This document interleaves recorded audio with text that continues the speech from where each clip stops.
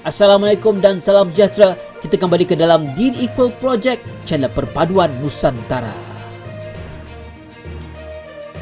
Hai guys, Assalamualaikum, salam sejahtera, salam perpaduan, salam Nusantara, salam bergabung. Kita kembali ke dalam channel saya, iaitu channel Deen Equal guys. Apa khabar saudara saya yang berada di Malaysia, Indonesia, Filipina, Brunei, Thailand dan seluruh Nusantara? Saya doakan anda sihat-sihat sejahtera dan dimurahkan rezeki guys. Okey guys, hari ini guys saya mendapatkan satu video yang agak menarik, iaitu daripada channel ini guys, iaitu daripada channel TM Channel, dan video ini bertajuk Kota Amoy, Kalimantan Barat. Inilah fakta menarik Kota Singkawang. Wah, nampaknya ada kota masyarakat Tionghoa ni di Kalimantan Barat guys. Saya penasaran dan saya baru tahu ini. Dan tanpa membuang masa, dengan kiraan 3, 2, 1 kita tonton video ini guys.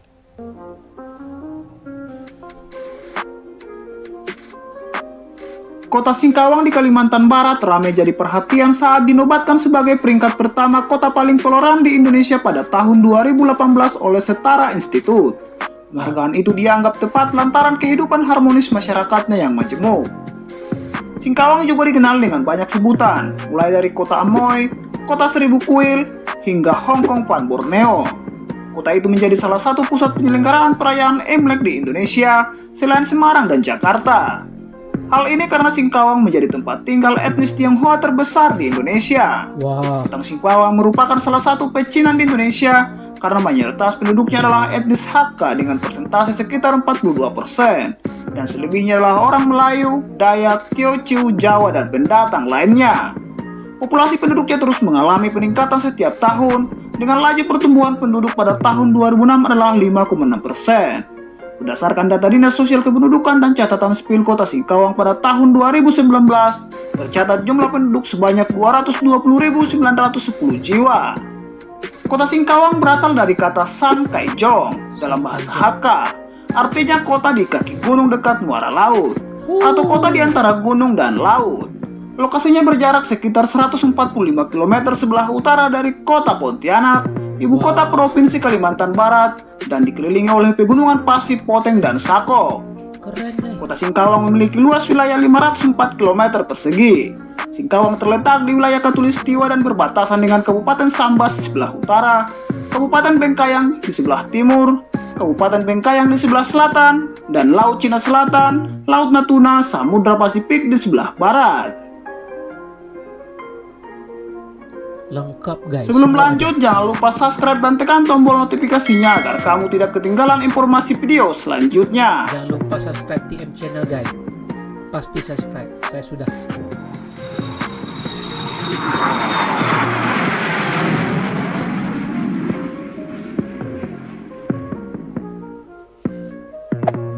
Destinasi perayaan Cap Gome. Kota Singkawang merupakan destinasi yang ideal buat para turis yang ingin menikmati kebudayaan Indonesia. Salah satu budaya yang masih cukup kental di Singkawang adalah Festival Cap Gome. Perayaan yang dilakukan pasca Imlek, tepatnya hari ke-15 Imlek. Rangkaian acara dimulai dari beberapa hari sebelum Cap Gome dengan pawai lampion dan pemberkatan tatung di pihara-pihara. Tatung merupakan orang yang dirasuki roh leluhur atau para dewa. Mereka menjadi kebal, tidak merasa sakit atau berdarah saat badannya ditusuk besi dan disayat golok tajam. Tujuan utama tatung adalah membersihkan kota dari roh-roh jahat agar masyarakat diberkati sepanjang tahun. Inilah yang menjadi salah satu daya tarik dari ramainya Kota Singkawang di awal tahun. Para tatung digiring mengelilingi kota dan dilakukan pada pagi hari. Pertunjukan ekstrim ini merupakan kegiatan tahunan masyarakat etnis Tionghoa di Singkawang.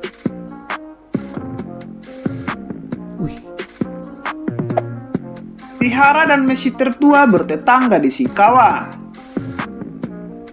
Salah satu wujud tingginya tingkat toleransi beragama di Kota Singkawang adalah keberadaan Vihara Tridharma Bumi Raya yang berseberangan dengan Masjid Raya di Kota Singkawang, yang merupakan masjid terbesar di Kota Singkawang saat ini. Aku suka warna Vihara yang populer dengan sebutan Pekong Toa sudah berusia hampir 200 tahun. Sampai sekarang vihara ini menjadi vihara utama di Kota Singkawang. Semua tatung yang berparade di hari Cap Gome harus diberkati terlebih dahulu di sini agar mendapat kesaktian. Mantap, mantap. Sementara itu bangunan asli Masjid Raya sudah berdiri sejak tahun 1885. Tapi bangunan baru didirikan lebih megah pada tahun 1936 untuk menggantikan masjid yang habis terbakar. Apabila dilihat dari sisi vihara, terlihat seolah kedua tempat ibadah itu bersisian satu sama lain. Kerukunan antar umat beragama. Kota Singkawang memiliki kerukunan antar umat beragama yang sangat tinggi. Penduduknya mayoritas Melayu, Tionghoa, dan Dayak. Masjid dan vihara tertua yang bertetangga tadi adalah salah satu contoh kerukunan tersebut. Masyarakat yang menyaksikan pertunjukan Cap Gome pun tidak hanya masyarakat Tionghoa, tetapi dari berbagai suku dan agama lainnya juga turut menyaksikan. Begitu pula pada sesaat perayaan agama lain, seperti menjelang Lebaran, penduduk lain yang non-muslim pun ikut memeriahkan acara. Akulturasi budaya di kota ini sangat kental dengan sikap saling menghormati satu sama lain yang tetap terjaga sampai sekarang. Unik ya. Patung naga di tengah kota. Ini pematanda. Bagi orang Tionghoa, naga melambangkan kekuatan dan keberuntungan. Tidak heran bila banyak patung naga di kota Singkawang. Salah satunya adalah patung naga di tengah kota, tepatnya di persimpangan Jalan Kempol Mahmud dan Jalan Niaga. Uniknya patung naga dibuat menghadap cenderung ke atas, bukan ke samping seperti biasanya. Ini dikarenakan adanya kepercayaan bahwa toko yang berhadap-hadapan dengan naga akan bernasib sial, sehingga tak ada pemilik toko yang mau kalau patung naga dibuat menghadap tokonya. Karena dikelilingi toko di segala penjuru, patung ini dibuat menghadap cenderung ke atas. Setidaknya, badan yang melilit dari bawah ke atas, jadi semua bisa dapat keberuntungan atau hoki. Perumahan Tionghoa berusia lebih dari seabad. Wah, perumahan lama guys. Di sekitar Pekong Toa terdapat sebuah kawasan yang bisa dibilang masih cukup tradisional. Lokasinya tepat di Gang Mawar di samping Sungai Singkawang. Di kawasan ini ada beberapa rumah Tionghoa yang berusia lebih dari 100 tahun. Lengkap dengan ruang serbaguna dan kelenteng kecil khusus untuk penghuni kawasan. Walaupun sudah direnovasi, model dan fungsi bangunannya masih dipertahankan seperti aslinya. Tidak sedikit para wisatawan yang berkunjung ke tempat ini. Mantap guys.